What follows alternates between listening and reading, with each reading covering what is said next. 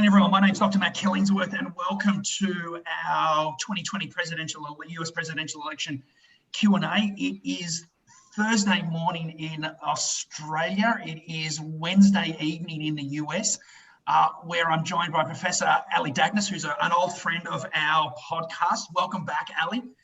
And we're going Hi, thanks so much for having me. Oh, yeah, so much to get through. I think both of us are running a little bit on vapor at the moment, but we'll see how we go.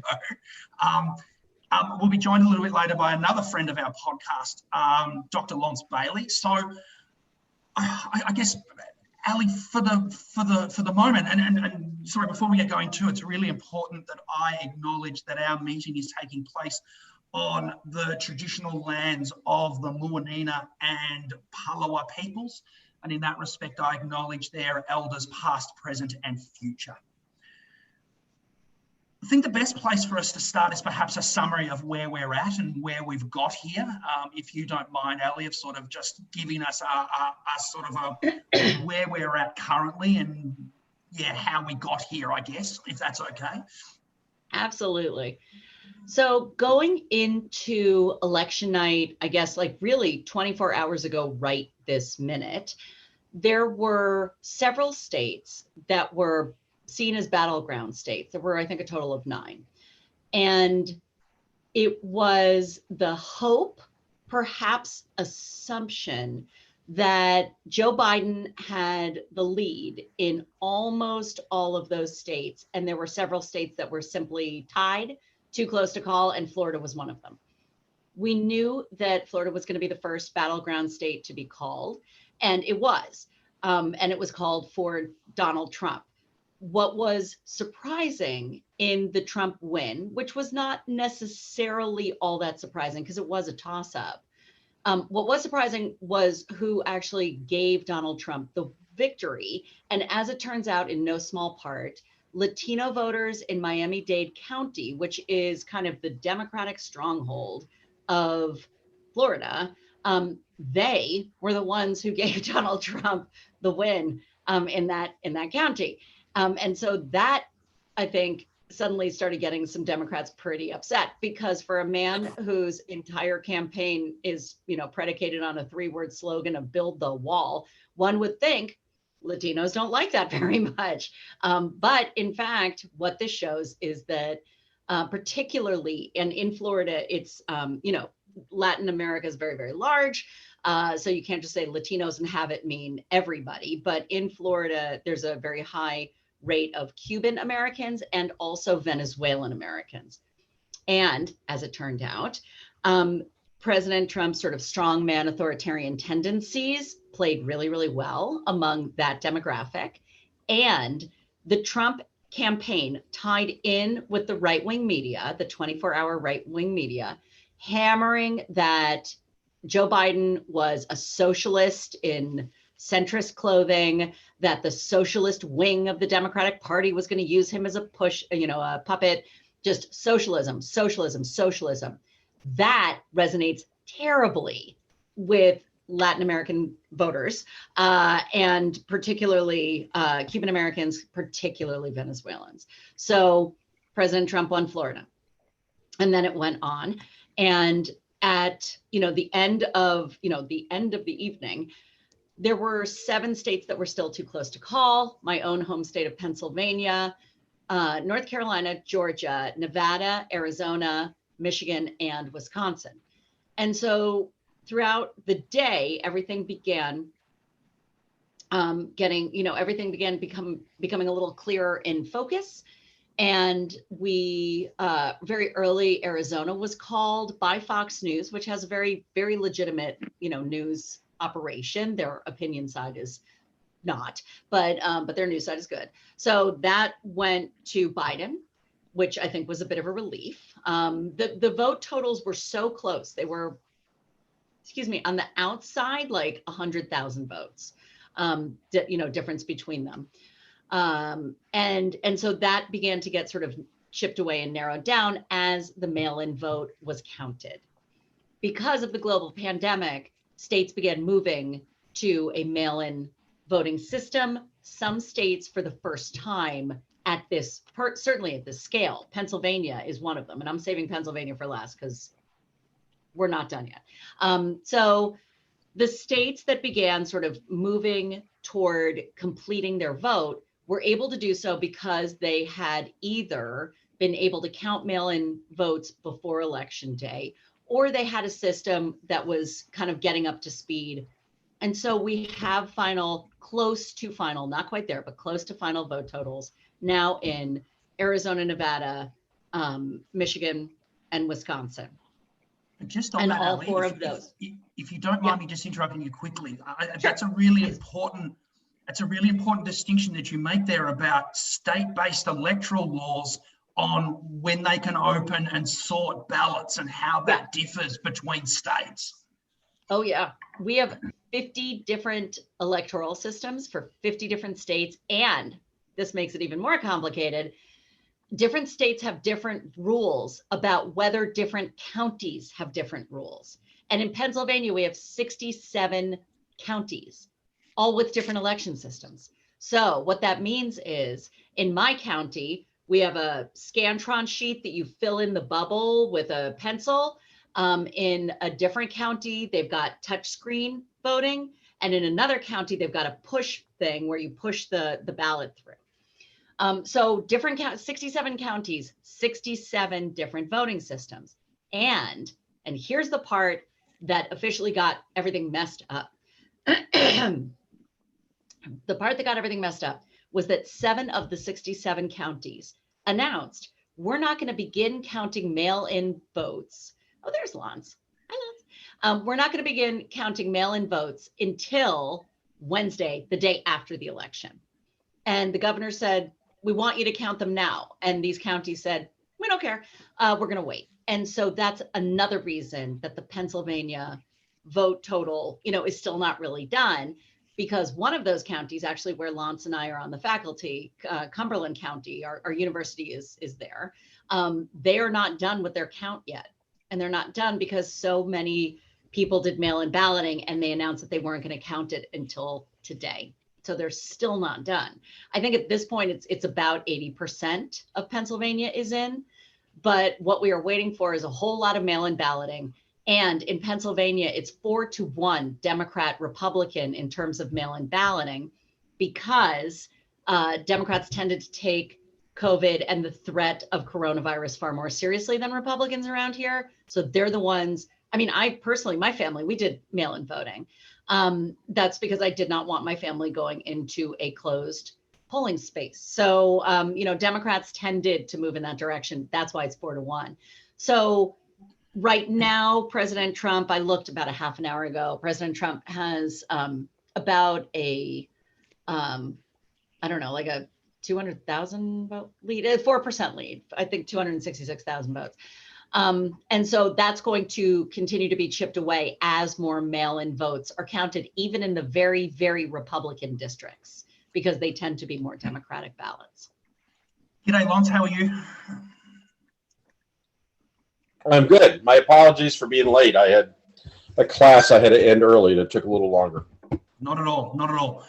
So we've been talking about sort of the issues of sort of how the day played out with voting coming in where we expected it from. And then from the narrative that you've just told us, Ali, we can then throw in what was the argument that the president made about expected fraudulent voting based on that, based on the pre-polling, which became an ill-founded self-fulfilling prophecy.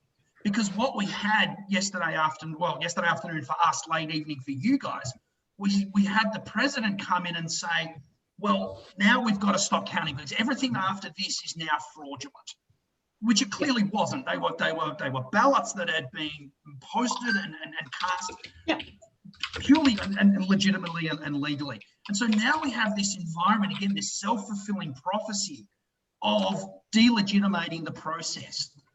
Mm-hmm. I mean, this has been an ongoing theme for President Trump. In 2016, he started in on, if he lost the election, then the vote was rigged. And so then he won the Electoral College lost the popular vote, and he said, oh, no, there were 3 million illegals who voted, for Hillary. And so established an entire, panel to look into it. They found nothing. There was absolutely no evidence at all. But what he was able to do was just kind of like make things a little rocky, so that this time around, he started with the rigged voting stuff really about 6 months ago. And so there were 21 very explicit times on Fox News that President Trump started talking in great length about the rigged voting, about mail-in balloting being a scam, to the point that actually Republican operatives around the country went running to the White House to say, please stop doing that, because Republican voters actually have a great system of mail-in voting that's already in place.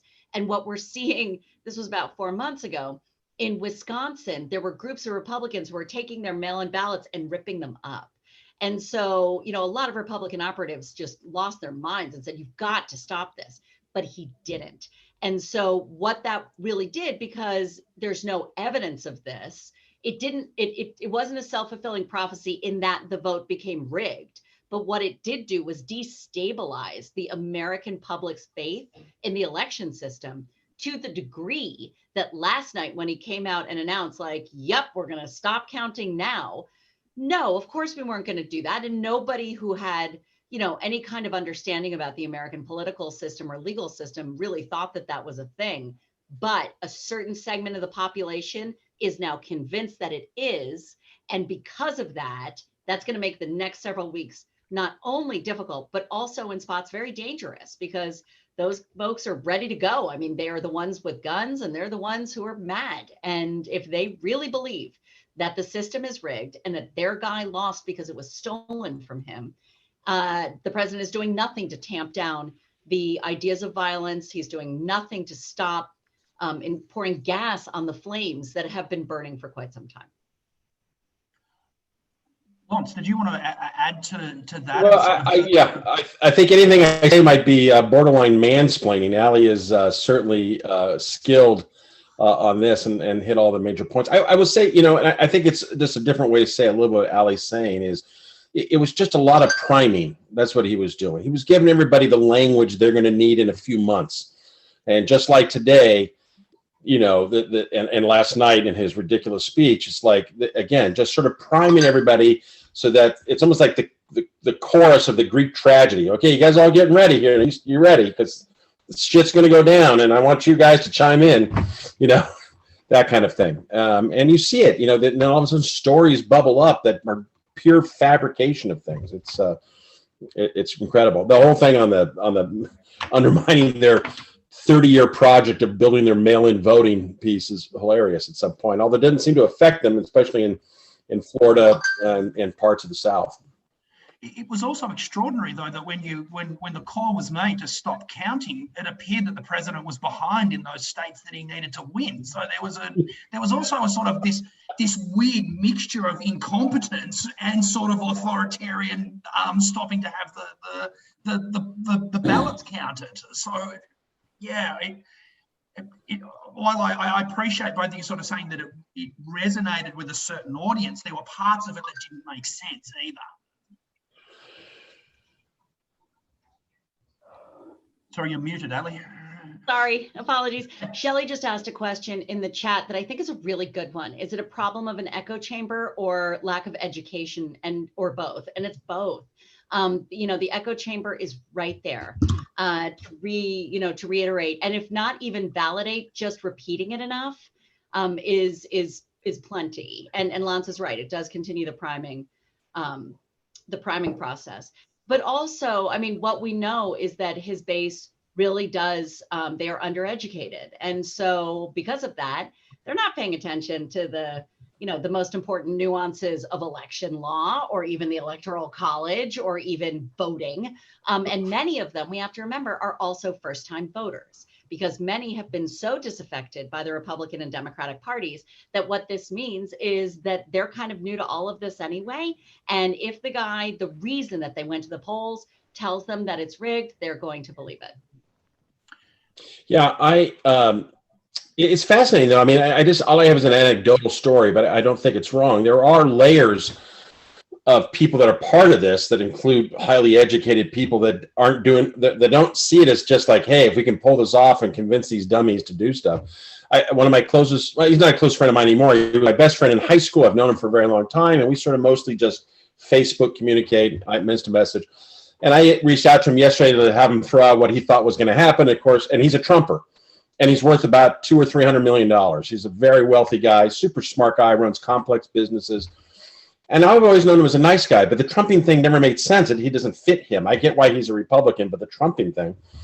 And he picked a big Trump win and whatever. And we had a very civil talk and everything was great. But he was using all the same cues. He used the phrase "drain the swamp," and he thought Trump was great on international affairs. And this guy does international business, right? So I'm like, he knows his stuff, but I'm like, I just feel like there's this whole disconnect. He went down several of the cue points that you would see that basically my uneducated handyman, who's a nice guy, who's a big Trump guy, he would use the exact same language. It was weird to me. It's like a different world. It is not like a different world. It is a different world. It is a different world. And the last book that I did explains exactly that. I mean, so what ends up happening is if you just get your media sources from within the circle that I define, you could think, okay, I'm getting a lot of different sources. So I'm getting Fox News. I'm going to Newsmax. I'm going to Breitbart. I listen to Rush. Like I've got lots of different sources here, but they are all reaffirming the exact same messaging. And therefore, folks who get their news from within this circle are lulled into this idea like they've heard it here, they've heard it here, they've heard it here. It's got to be true because everyone is saying it. But what they don't understand is that messaging, it's a very interesting and different set of norms than the rest of the media. They're not competing against one another, right? They see themselves as an antidote to everybody else. And therefore, that's what the mission is. And they have an enemy. That enemy, they're the Democrats, they're the media, and that's what matters the most. And so if you have to create a narrative, you create a narrative, and then you fight against the bad guys. Can I run something past both of you? And I'm really interested in your response to this. That one of my takeaways from this election is that while it was clear that Trump had a ceiling, perhaps, of how he could vote for and couldn't break through that, there's also clearly a flaw as well, and not an FLAW flaw. There's lots of those as well, but a flaw. I remain taken by the fact that in a pandemic that's taken over 220,000 US lives, in an economic meltdown, in a period of social unrest in the United States, a generally dysfunctional administration, that the election in so many ways can be this close. What does this tell us about sort of what we can expect? And I guess more with sort of notions of division. How hard is it going to be? Let's assume that Biden becomes president. We'll talk about the Senate in a bit, if that's all right. How difficult is it going to be to govern in this environment? Lonce, you can, if you want to start. I think it's going to be impossible. I mean, the Senate clearly is going to go Republican. I don't think anybody predicting it to go Democrat. I haven't looked most of the day, but it's all the places where there was Collins and Ernst probably put a stop to that long. Yeah, I mean, the Ernst thing they didn't need, but they needed the Collins or one or the other, I guess. I think there's a couple things. I think real policy making on major fronts in which we need real action that includes serious legislation is not going to happen. If Mitch McConnell follows his model from the previous time he was in office with a Democrat, his goal is to make nothing productive as a way to take down that president. And if he follows that same model, which is nothing to suggest he wouldn't, that's going to be frozen. So the only really way in which you're going to get stuff done is primarily through executive action, which Trump has made, broken sort of new grounds. And I doubt Biden will follow him in his footsteps to the extremes, but he might. And he can undo some executive orders, but that's not as easy as everybody thinks it is. I mean, DACA, which Trump could never get rid of, was done by an executive order. So the idea that presidents can just there's Americans that think that executive orders expire at the end of their presidency. It's not true. They're pretty much like legislation. But, he'll govern that way. From my perspective, our international relations will be better. Our leadership on COVID in terms of providing role models and communication would be better. We'll have a president that speaks in complete sentences. I'm sort of so tired. I have no filters any longer. So there'll be something, but in general, I think it'll be very problematic to govern. That's the thing about it is if you're a Biden supporter, him winning is a big deal, but at some level, you're going to feel very disappointed come next spring. You're going to be like, God, we're still in this issue, this problem that can't get by on it. And just to add on to that, I think that is all true for a bunch of reasons, right? I mean, Lonce is referencing the fact that a Biden win is not going to feel, too much different because he's up against a Senate that's going to oppose him on things, and that's completely true. The bureaucracy is going to it'll feel really nice to have a competent bureaucracy again. That'll feel nice. Most people don't pay attention to that. But the thing that I keep hearkening back to, and Lonce, this is a preview of what we're going to be talking about, the future of the parties for Friday, is the fact that Trump's not going away. And Trumpism certainly isn't going away.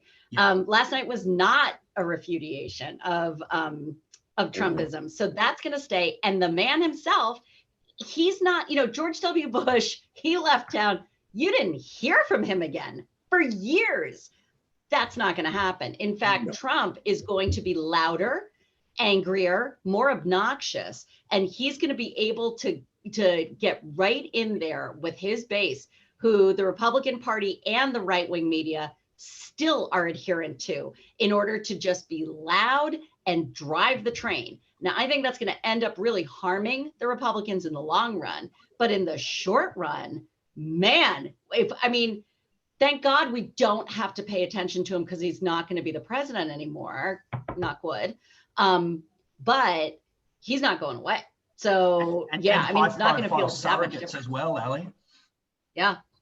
Yeah, but the surrogates don't have that Trump thing, he gets away with stuff that mortal men don't. Right. And so Don Jr., it's like a Xerox, right? It's it looks mostly like the original, but it's not exactly like the original. Allie, do you think they're going to position him? Oh, Allie, do you think they're going to position Don Jr. for a run in 4 years? Well, whoever just said, "Oh my God, that was really funny." Maybe. What's interesting, and again, this is why I think it's going to be so detrimental to the Republican Party, is because they are now at this tipping point where they've got to decide, are we all in on kind of the populist Trump racist stuff, or are we going to try and we're going to go back to a little more dog whistle and kind of push Tim Scott, that kind of messaging. And that should be fought out. But nothing can be fought out if this is still going to remain all about Donald Trump or Don Jr., because then we're not talking about Trumpism. We're just talking about Trump.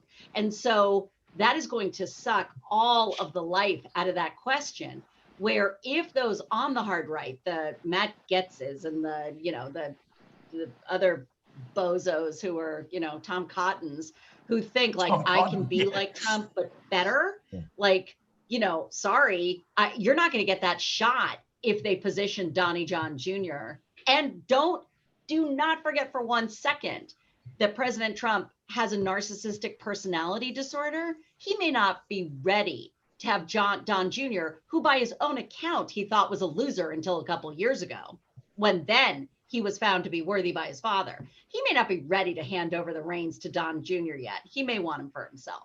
And that's going to suck if you're everybody. Yeah. Donald Trump could run again if he wanted to. Yeah. Oh, no, he absolutely could. That's what I'm saying. Yeah. That's what I'm saying. Yeah, right. Yeah. Yeah. Someone asked me that today on whether he would. It's a fascinating question around sort of narcissism. There's obviously the age factor. There's obviously another point that you look how quickly the public sphere changes. Look at the changes between 2012 and 2016, for example. The voting environment might not suit Donald Trump in 4 years. There's that aspect of that as well, possibly. Hmm. There's a bunch of technical questions on the side. The president, as far as we know, cannot pardon themselves. That is in the Constitution. There's some other things within it that are different. He could step down, I suppose, during the lame duck section and have Pence pardon him. But I can't see that scenario happening. Do you? No, right? No, he's making way too much money on this government. And also, the second that he leaves, that's when the Southern District of New York and all of the feds start coming in to do real hardcore investigating. And so I don't think he's going to be too eager to do it. I think he's got a couple last scams for the government before he hits the bricks. Yeah, to understand is that when you get pardoned, you are not pardoned from crimes against state governments. And so New York State, where he did his business, is investigating heavily, and a pardon does not help you in that whatsoever. Yep. So there's also a couple of questions here at the moment, and I've had a few of these as well, on what might the possible role of the courts be in the next few weeks. With respect, so we heard Trump in that speech last night talk about taking this to the Supreme Court. Now, most sensible people know that that's not how it works. But I'd be fascinated to hear you both on sort of saying what are the possible legal avenues to contest, I guess, the closest state polls. Well, I think that what would have to happen is a question of which ballots can be counted. And so if there is a tranche of mail-in ballots that still, that either were not counted or were counted, then that is the legal avenue upon which they would go forth. But if it's all very straightforward, then they're going to have a hard time finding a foothold in the courts in order to complain. And so, I don't know, Lonce, that's my understanding at least. Is that? Yeah, I mean, someone was asking, like, can he just tell the Supreme Court to bring it up? He cannot tell it to bring it up. You can request, the Trump campaign could request the Supreme Court to hear a complaint. And apparently they've filed a motion, or not filed, I guess it's probably filed a brief asking the Supreme Court to hear this case again. So they certainly have the right to do that. The court might decide, as Ali suggests, they don't have standing. We haven't seen that very much. I can't think of a case of that. Maybe there one does exist. And my guess is the court could decide to take it, or they could let lower courts look at it. It could go a bunch of directions. The thing is, it really will become irrelevant if the state in question, in this case Pennsylvania, which is the one they're focused on, becomes irrelevant, right? Yeah. If Trump wins Arizona, Nevada, it's over. It's 271, I think, at that point, because he picked up all the votes in Maine. If he attacks on Georgia, which is looking very optimistic, it's definitely over. It's definitely over either way. And so it doesn't really, Pennsylvania, Biden could say, fine, stop the counting, have the state, Merry Christmas, right? What a crazy looking electoral map if a red Pennsylvania and a blue Georgia, and blue Nevada and Arizona. Just nuts. Yeah. It's right on that whole thing. It's weird. I think a lot of people who were sort of predicting cautious outcomes were picking that Arizona, Nevada wasn't even in question, but it is now. But Nevada and Arizona and the blue wall of the Wisconsin, Michigan, Pennsylvania, and then North Carolina, maybe Georgia. Yeah, and what's happening sort of is the North Carolina, Georgia seems to have flipped, and you don't need Pennsylvania, and that's the only one that we didn't think probably would be as close as it is, but it is. I just want to add one more thing about the courts, which is that shoving Amy Coney Barrett onto the Supreme Court really puts Chief Justice John Roberts into a very uncomfortable position, because this court is known as the Roberts Court.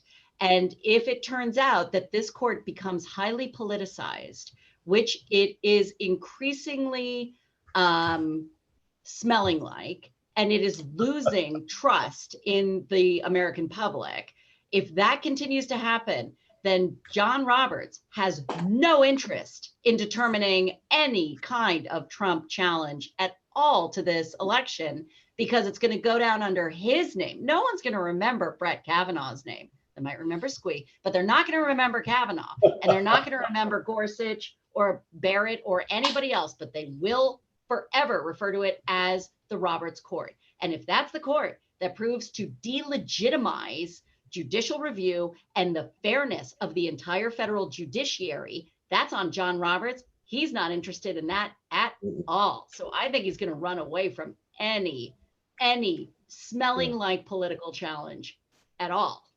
And it's That's interesting. my guess, but it's interesting. I don't know the technique on it. Yeah, I don't know that. There are times in which the Supreme Court reaches down by a single member to stop something so that things can be heard. I don't know the technicalities behind it, but for instance, if we're going to put to death a prisoner, and we're trying to make a last-minute appeal to the Supreme Court, often it's to one justice, and so one justice, if that's their area that they manage, can reach down and say, "I'm going to put a stay on that until we can hear it in the next couple of days." I don't know if that would apply in this case, if there was like a call to stop the counting, which is what they want, so that they could do it. I mean, the longer they go without answering this request to stop the counting is going to be done, or the bulk of it's going to be. Yeah. And pretty soon they're not going to want them to stop the counting because Biden will be ahead. So, go ahead and count the last 20,000 votes, yeah. There is this weird, though, thing when I'm sort of, again, it's anecdotal, but you see it in other parts of the press, and I see it sometimes within the communications of my friends who are Trumpers, that, like, we've never counted votes ever the next day. None of these should count. What kind of screwed up thing is this? You've never counted. I'm like, we've always counted them the next day, and the next day, and the next day. We just usually know earlier, right? It's just weird. The whole thing is weird. I think your point, Ali, becomes especially pertinent when you have a look at Kavanaugh's dissenting opinion most recently as well, with respects to sort of flipping ideas of state legislatures and state courts determining state decisions with respects to voting. And I sense too that Roberts doesn't want a part of that. Agreed. Yeah. No, I mean, look, the legitimacy of the federal court system is in balance right now. That's what the polling data show, that the American public, and particularly, well, it's both. So conservatives, or like Trump conservatives, buy President Trump's completely wrong argument that the justices that he appoints should be adherent to him, that they should be loyal to him. And that's the way they see judicial appointments, because it's become so politicized. And the left, meanwhile, looks at the conservative justices as completely false and politicized, and therefore they don't have trust in it. So it is a double-barreled problem, and that is incredibly dangerous. I mean, the damage that this does to the American political system is really lasting, and it's going to take a long, long time for them to pull themselves out, to include handing down decisions that are not really ideologically biased, and so that's a problem for them. So, Lonce, in the preview that we were talking about, Ali was mentioning that one of her takeaways from this election, especially with respects to Florida, is the mistreatment of Latinos as an homogenous bloc, and that's problematic. Have you got any other takeaways at the moment of sort of how each party might look at either mistakes or things they could have done better, things they shouldn't have done, from what we're seeing so far? Yeah, I mean, I can give you some general thoughts on it. And actually, I think this is what I'm going to talk about on Friday, Ali. I'm hoping to, if I can get my work done on it. So I haven't looked at the numbers deeply, so I don't have real good stats on it. I will say this. All the reports out saying that Trump made some inroads, although, again, not enough to switch the Latino votes to become Republicans, but enough inroads to cause damage in places. And I guess that's probably what Ali talked about. To me, I've always felt Latinos as a broad bloc, and they're very different. Cubans are different than Mexican immigrants. It's different than Afro-Cuban, Afro, like Caribbean and South American, Central American. Different motivations, different cultures. The dialect makes them not meld well together. But I've always felt like, in general, especially sort of Mexican and Central American immigrants, were ripe for the Republican Party. That they tend to be socially conservative within the Catholic tradition. A lot of them are entrepreneurs and small business owners, which tend Republican. And there's this sort of misperception, and I remember learning this early when I was doing some political stuff in California, that you would think they would want really liberal immigration laws, because many of them immigrated or their mother immigrated. And that might be true 3 or 4 immigrant layers in sometimes, but it's funny it's almost like that effect where it's like, okay, once I'm in, it's okay to shut the door. Yeah. Not in a punitive way, but that they know that there's a lot of sort of people that aren't any good, and I want to protect my job, and I want a certain way of life, and we've integrated in, or whatever it might be.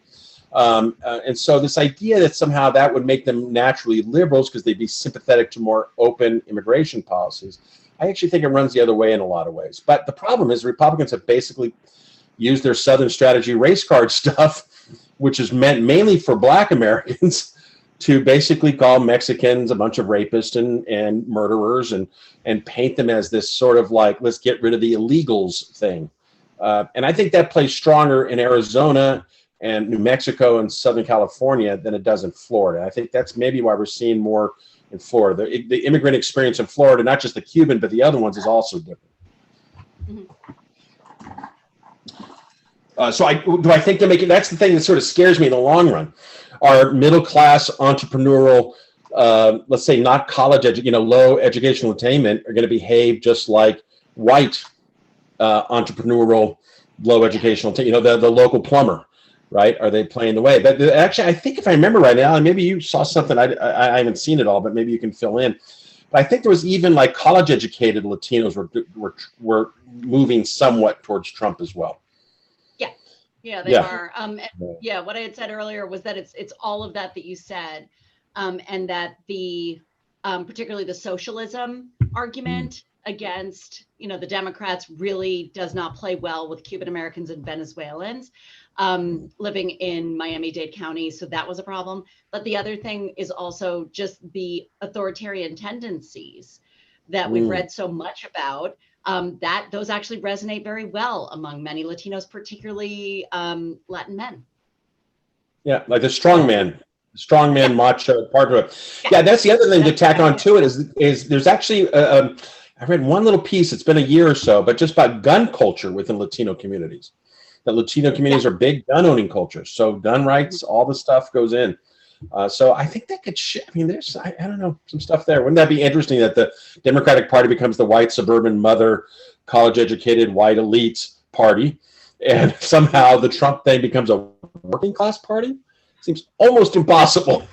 But that's the direction that we're moving in. And to me, the big takeaway is I was looking over here at the future of the Republican Party. What's going to happen over here? As it turns out, the reckoning last night, you got to pay attention to what the hell is the Democrats are going to do. Probably more, because they should have won big in the Electoral College. They should have won and easily in one night. They should have won the Senate. They should not have lost any House seats, and they lost 4. They were scheduled to pick up 5, 10. It just shouldn't have happened. What happened? That's what they need to find out. And there is some serious reckoning going on within that party. So they should not stick with just really, really, holding on with both hands to this elite, college educated identity politics that doesn't involve white people thing. Like, it isn't working. And someone just asked in the chat, would it have done better with a different candidate? I don't think so, but I don't know. I think that having anybody to the left of Biden, which is everybody, wasn't going to work. And having a woman or someone of color wasn't going to work, which leaves kind of a centrist white guy.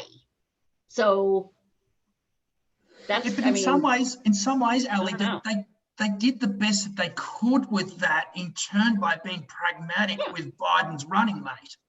And so that was the response to 2018. And I like Ella's question, because the Democrats seem to be caught betwixt and between this year, whether they chose someone that reflected their values or chose someone that they thought was best to beat Trump, and they didn't have someone that could do both. They didn't have someone that they loved. That's the problem, right? Yeah, they were coming out and they voted hard because they hated Trump. But you can't, I made the joke because around me, which is a very, very red part of our state, very red part of the state, Biden signs were reproducing like rabbits. And I was like, where are all these Biden signs coming from? And the joke that I made was, it's not that everybody really loves Biden. Jill Biden doesn't love Biden this much. I mean, you know, so where's all this coming from? It's really negative partisanship. It is really anti-Trump. Like with like you could taste it, mad Trump.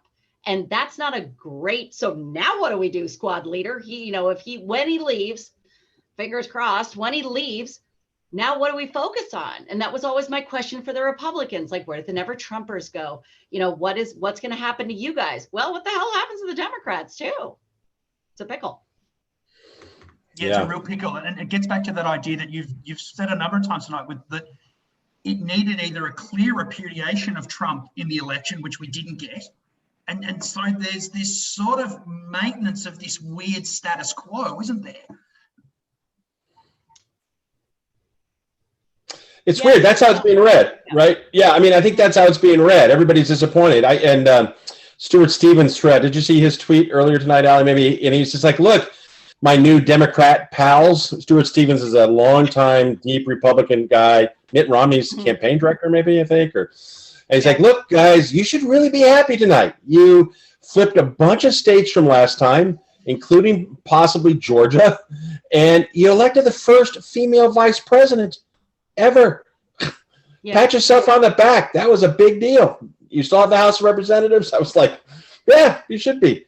You know, I think everybody was primed because there was all these weird signals that there was a chance for a blue tidal wave, that maybe the youth vote is going to be crazy. Maybe the turnout's so crazy. But what it turned out to be is that the turnout was a little crazy, but it was sort of crazy for both. I think. I don't know. I haven't done the real read of it. Ali probably has, but. Yeah, no, that's exactly right. And I was trying to figure that out too, because I woke up and I was so sad. And then as it became clear that, you know, Biden was probably going to win, I remained sad. And so I then heard another never Trumper say essentially the same thing. And then James Carville, of course, you know, Clinton's campaign manager, say essentially the same thing. And then I was still sad. And what I realized was that because while I did want last night to be, you know, kind of a big routing, which we had thought maybe would happen and it didn't. The reason for my sadness is that the parts of the country that just went back for a second helping, knowing what they were getting, meant that not only was there no repudiation of Trumpism, there wasn't a rejection of the kind of angry, hateful, really, really anti fill in the blank politics that we've had for 4 years. And so it's almost as if, you know, after 2016, I said, like, it's all about race. And all of these data people are like, no, it's not. And then like a year later, they're like, okay, maybe. And so our colleague and friend, Neil Brazier, said, 2016 is not all about race. It might've been like 90% about race, but 2020 will be all about race. And it was like that. If that's why people went back to him. And that to me is what makes me super sad. So yeah, we won, hopefully, knock wood. But what lost was the fact that now we can really hang our hat on the fact that 48% of the American public is kind of not great. Yeah, that's a hard takeaway, isn't it? And it's a hard takeaway, not just in the US. It's a hard takeaway, I think, outside as well. That you look, and you said there's no secrets now with this president and this administration. None whatsoever. Right. And that a vote for Trump, if not support for him, it's at least a tacit acceptance of what he stands for. And then in turn, when you see that happen, you start there's a question over your own values and your own sort of standing of what you believe in when you see what happened overnight as well. I must admit, that's been the most confronting part for me from what happened in the US. And 2 years and 4 years from now, we're not going to have Trump to run against. The Democrats have to have an approach that's going to work. I'll say approach because maybe it's not policy, maybe it's something else. But and they got their own infighting going on, and we're not. And the other things don't happen. We're not going to have a truth commission. No one's going to vet out the true truth of all the crap that went down. It's going to feel so unsatisfying. Yep. It's like finishing your dissertation. It's like there's never a time where you're like, and the end, woo! It's like, no, then you got to get it edited, then you got to change the title, then you got to defend it, and then they place it and look at it, they got to file for graduation, and it's just like ends with a whimper. And this is going to end with a whimper, and that's going to be problematic at the best. Both are hypothetical. And again, this is working on the basis that Biden wins and that the Senate is 51-49 when you take into caucuses. Yeah. Will there be any problem with confirmation of Biden appointees to cabinet? Oh, God. I would say, so. Oh, go ahead. Yeah, go ahead. Go ahead, Lonce. No, Lonce, you're Well, I agree with Ali. Ali knows this better than I do. The tradition has been the president should be allowed to have the people they want. If Biden were to try to appoint, he's not going to do this, AOC to some position, Labor Secretary. And we might have a battle, but she's more valuable in the House of Representatives. There's all kinds of issues, but if they try to appoint Elizabeth Warren as Secretary Treasurer, I think they would still allow them to do that. Okay. I don't know. What do you think, Ali? Does that seem right? She's their colleague, right? I mean, and so that, there are certain ones that it would be harder and certain ones that it would be easier. Elizabeth Warren is a senator. Like people, the senators would have to sit there and look at her and be like, yep, nope, I guess you're coming back here and I just ruined your dream. Like, I'm not sure that there's like there isn't a whole lot of comity like in the Senate these days, but I also know that they're probably not out to really hose each other. It hasn't gotten that bad yet. I also don't think they want a special election in Massachusetts either, to tell you the truth, with Warren.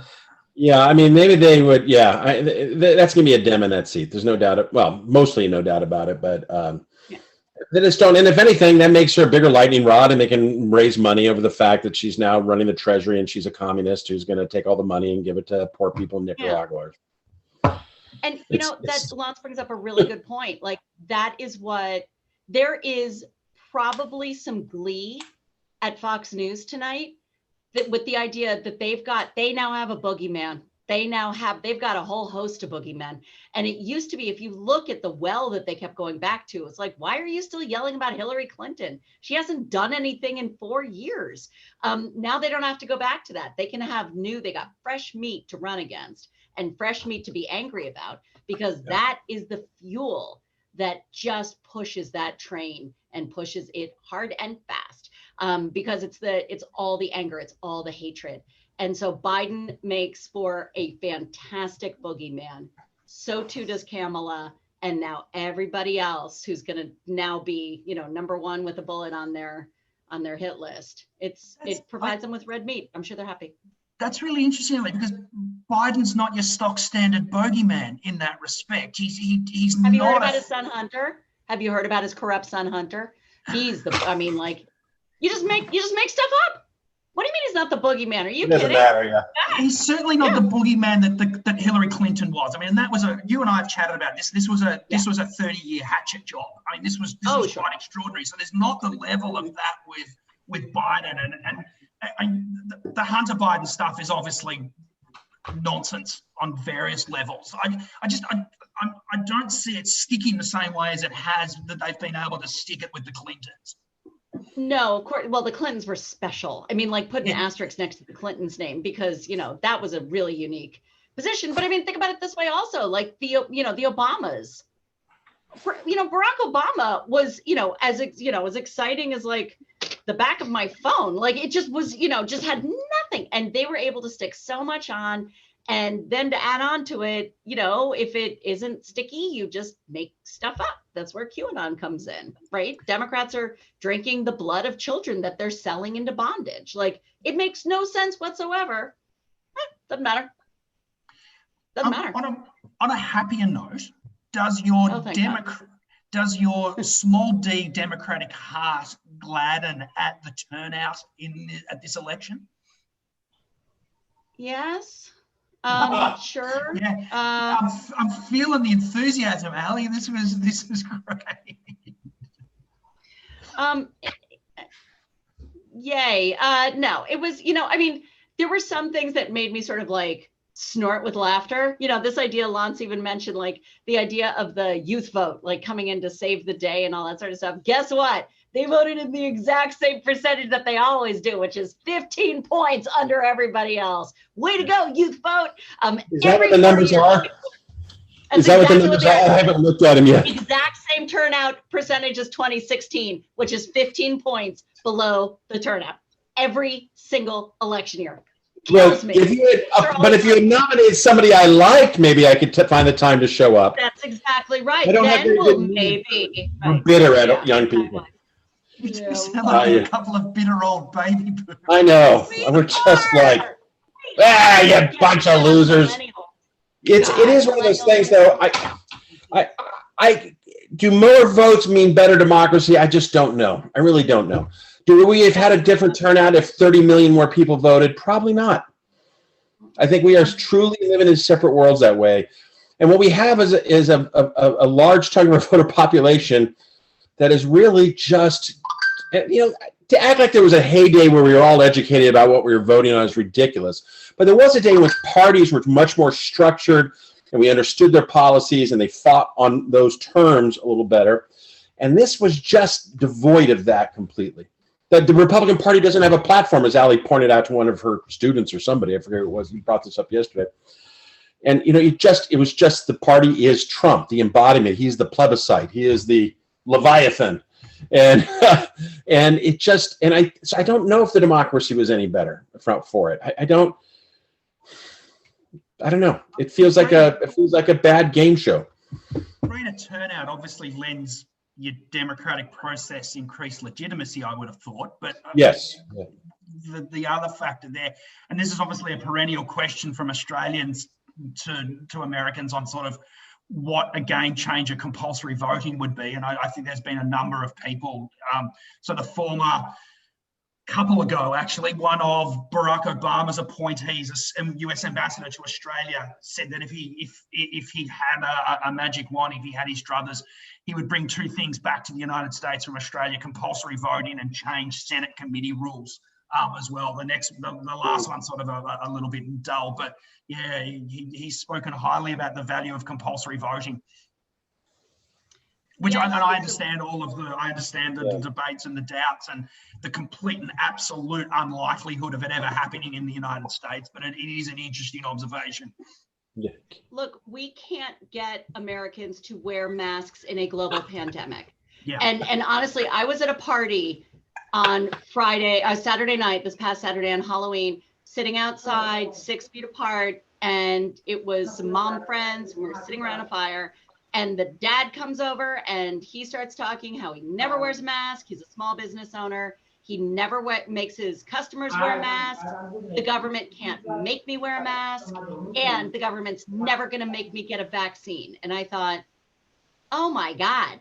So to try and say, and we also want you to vote. Government's not going to make me vote.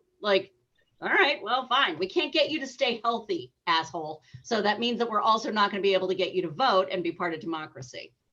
Maybe that's a good thing. We've developed this very hyper individualistic, thin version of rights. And it's no longer a right. The right is the embodiment of you can't tell me what to do.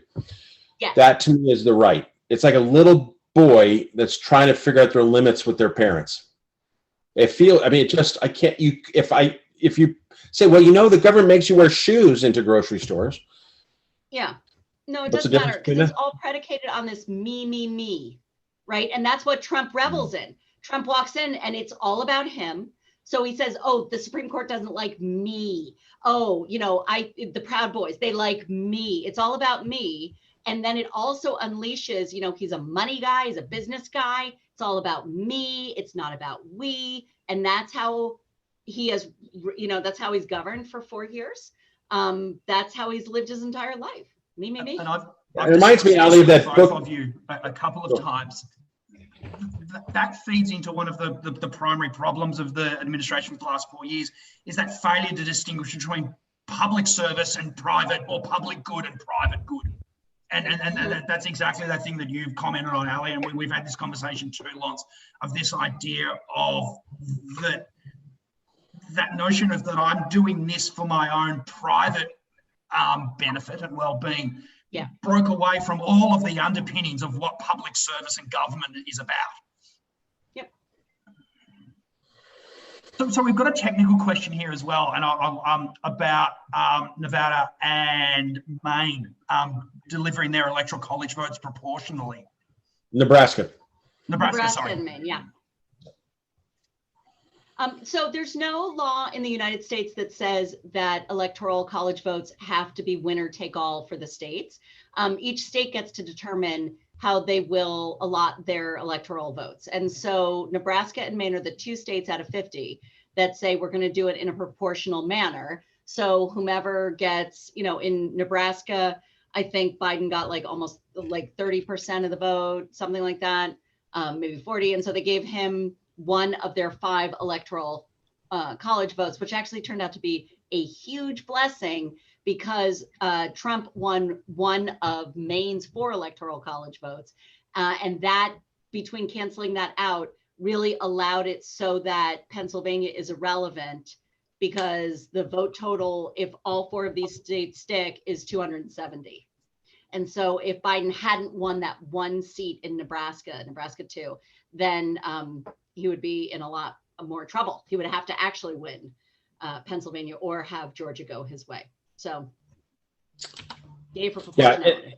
It's to make your votes proportional. I don't know the history of why they chose proportional if they did it at the inception of their state or some other port, but to unilaterally make your votes proportional, of course, would weaken your position in general amongst other states, and so states don't want to do it. There are some ways to try to there are some proposals out there to undermine the Electoral College by having states distribute their votes either proportionally or to distribute them to the popular vote winner nationally. But those proposals have gained a little bit of traction in some states, but there's not enough to make a critical mass because it would have to have enough states. You can't be the only person doing it. You got to be all the states at once. And it's just mired. We have I remember about 5 or 6 years ago, Lonce, there was a bit of momentum, it seemed, for that around the place, but it seems to have run out of puff a little bit. Yeah, I think so. I don't really follow it. The one where the state agrees to allot their electoral college votes to the popular vote winner. So like Trump wins in 2016, California gives all their electoral core votes to Trump. That's how it would play out, right? Which is fine if enough states are in on it. And so the law, a bunch of states have passed that law, but the caveat in the law is it doesn't take effect unless X number of states with X number of electoral college votes have also passed the law. And then they would all basically jump in the bath together at the same time. And I forget the numbers, but I think there's 16 or 17 states that have passed it, and they need 30. But I haven't heard much. There's a bunch of different things like that. That's not the only one. Because I'm looking for upsides today, to offset Ali's general sort of meh sort of attitude. I think what we're put on a good face. What we're perhaps also going to see this time around is not the same debates that we had about the problems of the electoral college, because it appears again, if Biden does win, that we've got the person with the largest winning the popular vote also winning the college as well. Is that a problem? Yes. I was reminded, I knew this, but I guess I hadn't really sort of put it together in this way, that since 1988, there has been one Republican who has won the presidency with the popular vote. And that is harrowing. So you would think, okay, at some point we got to either get rid of it, we got to change it. In the late 1960s, there was an effort that came this close to abolishing the Electoral College, and then it failed by 3 votes in the Senate. So one would think, okay, this is going to be it. If it happened again, Democrats are really going to have a case of the burns, and they're going to go ahead and push it through. But in truth, you need to have 2/3 of the House and Senate, 3/4 of the states to abolish it. And quite frankly, that's never going to happen because what we call flyover states, that only have a very small number of electoral college votes because of this system, they're not going to vote to get rid of it. So, any other reforms I think would have to be undertaken, as Lonce has already mentioned. Yeah, I mean, can you imagine if Trump does win tonight, which could happen, it'll be once again. He would have won the Electoral College vote with the popular vote. And this time the spread's even bigger, I think, right? Yeah. It is. 5%. Not by much. Not by much. Oh, because yeah, so 3% still, something like that. I mean, you think yeah, at some point it's got to make everybody's head explode, right? Yeah. And it just, but it won't. It just won't. And it goes back to Ella, by the way, has been killing it with these great questions that I just want to keep jumping into. I feel like Ella and I should go into a breakout room and we could just talk for like the next 3 hours. But one of her questions was, it seems like Americans only want to like change the rules or adhere to the rules if it lets them win. And yes, that is absolutely true. And what we're seeing, and thank you, we got a date. What we're seeing now increasingly is that Republicans are using the reins of power in order to change the rules so they can keep the reins of power in their hands. And they're not winning on the benefits of their arguments. They're not winning in big numbers on their own. They are suppressing the vote. They are moving the district boundaries in congressional districts. They are winning by the Electoral College. And they're basically gaming the system because what they see is it would be much more difficult to change their governing philosophy and make it more expansive and make it include more people. And instead, they're just going to keep, doing the Mitch McConnell, right? You gain power and you change the rules to make it suit you, and then you shove through everything that you want so that you can win. It's all about winning. Is there any legislative changes in any of the state houses that either of you have seen, I guess, combined? And this is obviously a census here as well, which I think has slipped by a lot of people's understanding, that might change, especially so the court's obviously not going to be interested in ruling on gerrymandering. It's showing no interest in that whatsoever. State legislature changes at all? I read briefly that they went more red, but I don't know the details on that. I think there were 2 or 3 legalized marijuana things that went through, but I'm not sure about that either. Lonce, do you know? I saw a couple of some stuff around gerrymandering. I thought there was 2, but I can't remember either of them. Sorry about that. It's been a long couple of days of trying to change it to a nonpartisan commission. So you'd have the lines drawn less drastically. I don't really believe in the nonpartisan thing. It's all political, but at the same point, there's like political and then there's political.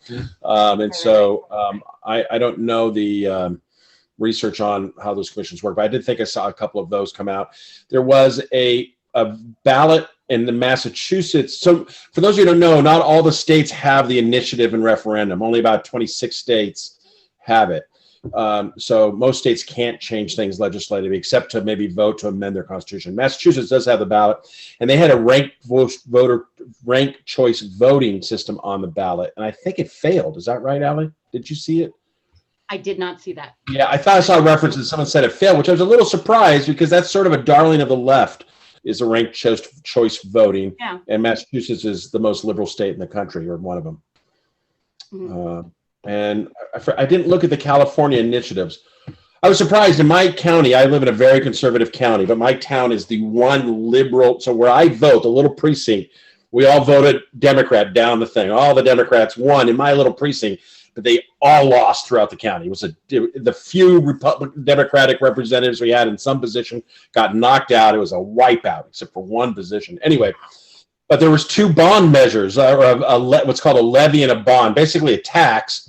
Doesn't really affect your pocket, but you have to get down to the details to see it.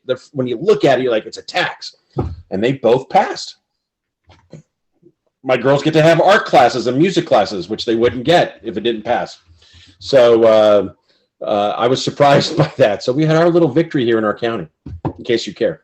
Congratulations. That's exciting. Thank you. I'm very excited. I had one good thing. Yeah.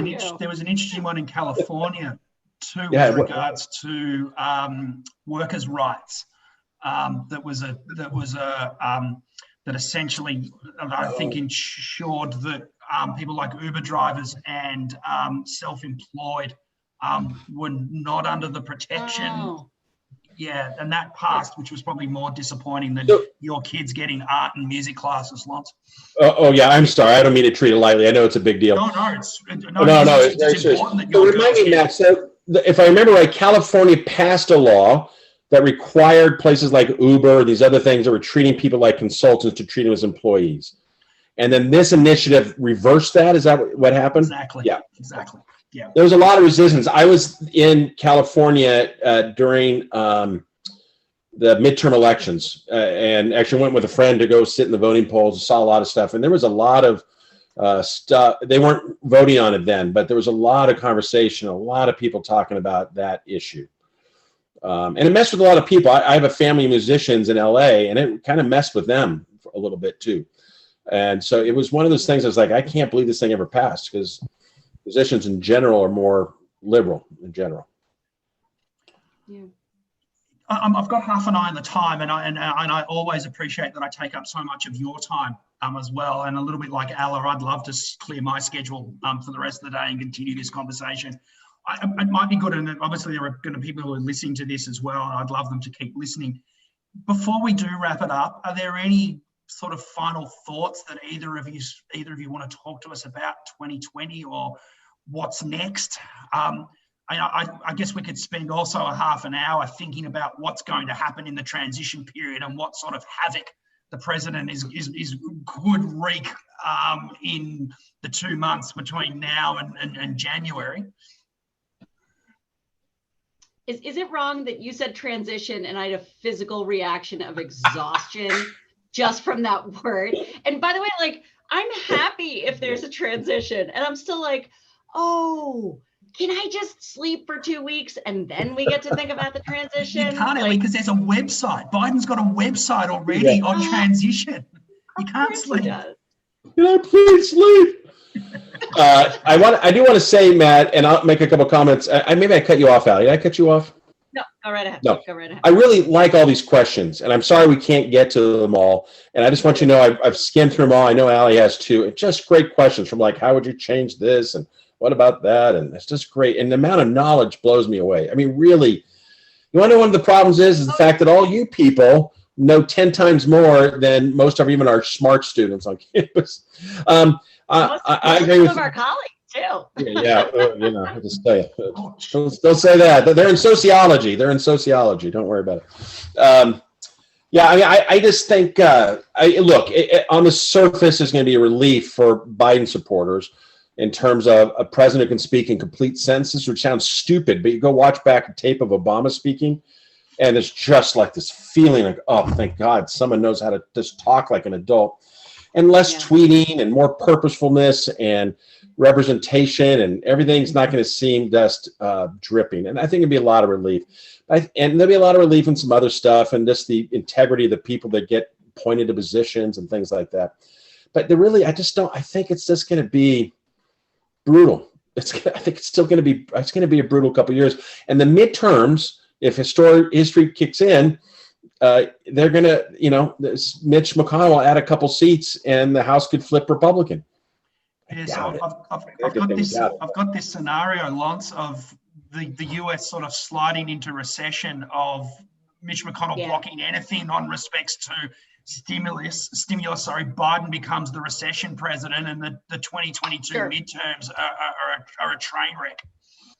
Oh, yeah, I agree. I mean, $23 trillion debt, huge unemployment, COVID running rampant. He's really left with just a mess. And to think that Trump was handed not everything was perfect, but a pretty nice, neat package for his presidency is tough. I also think in the transition, in my opinion, I don't think Trump's going to do anything like try to run another 100 judges through.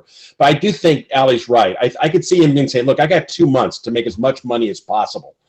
So let's donate some land and give me a tax break and do a deal. And I could see that, and a lot of pardons. Have a couple of G8s at Trump hotels, Lonce, that kind of stuff. Yeah, whatever they can put together. I don't know. He'll make a grand deal with Putin and have the Trump Towers, Moscow in Red Square. Yeah. Yeah. Well, I mean, we already started with the logging in parts of the, the Pacific Northwest. I mean, it's going to be really, really, really bad. There's just no two ways about that. But oh God, I don't know. I guess just to, have a more positive view of this is that I think that everybody's tired. And so once the disappointment that, their guy lost, that will fade away. And the anger towards Biden will continue within the conservative media, and that's probably true. But there will be such a relief that you don't have to keep your phone next to you 24 hours a day and check in on whether the Republic has fallen, that I think that the country in 2 years, yes, of course, that there's that chance of a backlash, and the economy is going to be terrible. Republicans will, it's like a born again commitment to economic conservatism. They've been spending like drunk sailors on leave in New York, but, they're going to come right back again. And Ella asks, will Biden be a good president? I think so. I think Biden's a very empathetic and caring person.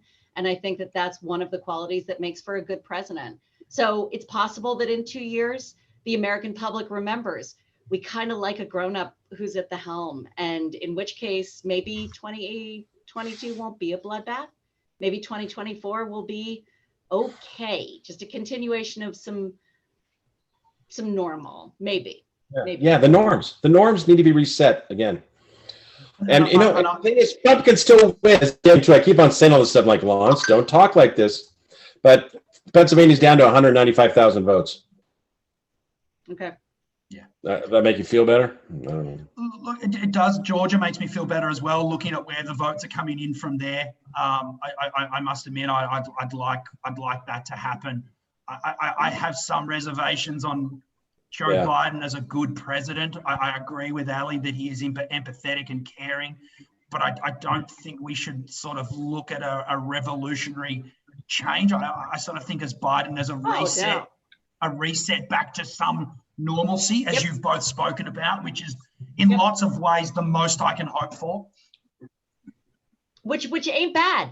Please remember where we are coming from. I mean, yes, Lonce is right that, Obama handed Trump a package of good, and Trump is handing, Biden a baby feral puma that's been shaken inside a box that doesn't have, enough holes. So it's really pissed off when the box opens up. Yes, all of that is true.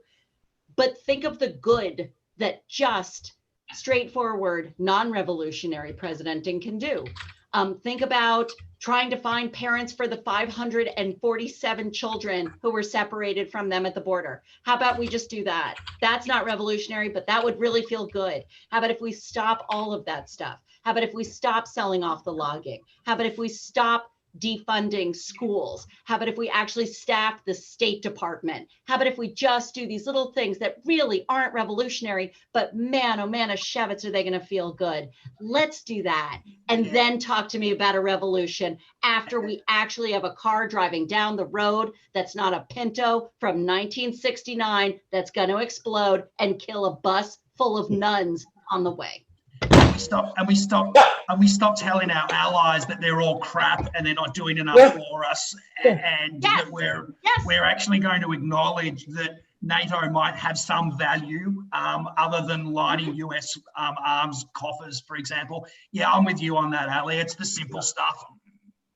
Yeah, there's something to be said about it. There is, and that's easy for me to say as a 50-something-year-old white guy. It's easy for me to say, and I get it. I'm not low on that, but I think there's this idea about change, like it has to happen overnight because we've been waiting so long. And I'm sorry, the situation sucks, but it sucks, and we've got to do exactly that. We got to not drive the Pinto reverse by eating deep fried cheese into a brick wall, right? Yep. Yeah. Write a book. I just want him to go travel overseas and shake hands appropriately with the German chancellor, and not go visit North Korean's dictator, right? Twice for nothing. And not have the German chancellor scowl at you for a whole meeting. But just how did she become the leader of the free world? Yeah. It's just I'm glad, but even with that, let's lower the stakes even more and just not have a president who says that you should inject bleach. That's it. That's really all I want. I like where you're setting that bar, Ali. That's good. Yeah. I just got a low bar. Just don't. He can clear that. Yeah. I'm happy with that. Can hold it up water with one hand, maybe, Ali. Somebody who can do this. Who doesn't have That's to do that. Who doesn't have to hold it. Can't wait to go to Yosemite. But yeah, Right, this yeah, is generated exactly. quickly. Someone who can pronounce Yosemite. This is not hard stuff. It's gonna feel great. It's gonna feel really good. All right, we have achieved what we wanted to of leaving on a high note. I want to express how much easier and joyful that you two have made the last 2 and a bit months that I've been chatting to you both with. And I know, without them saying so, I know that the students who've been either listening to you live and who've been asking you have so enjoyed your contributions and been able to chat to you about this kind of stuff. So I extend my strongest thanks to both of you. It's been brilliant. And like I said, more than made it bearable. It's been absolutely wonderful. I'm so glad we've been able to do it.